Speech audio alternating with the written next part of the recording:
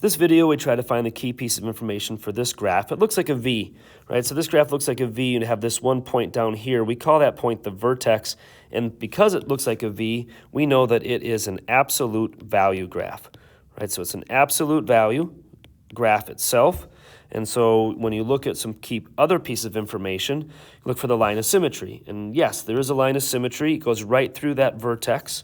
There are no asymptotes because those lines keep on going up and to the right or up and to the left. But as you look to determine whether it's a function, you can look at it or you can drag a vertical line through it. So as you drag a vertical line for the vertical line test, this graph only touches the vertical line once at any spot. So yes, that is a function. For the name of the locator point, I already said it. It's called the vertex. It comes down to a point and then turns around from there. The locator point itself in this example is at -10, +10.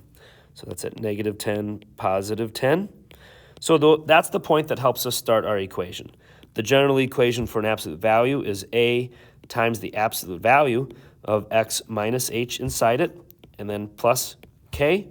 So for this example, you have y equals the absolute value of x plus 10, and then another plus 10 on the outside. So because this is a minus h, that negative in the h value makes it look like x plus 10. To find your a value, like many of our others, you go 1 to the right and find out how much you go up. 1, 2, 3, 4. So it looks like our a value is 4 for this absolute value graph.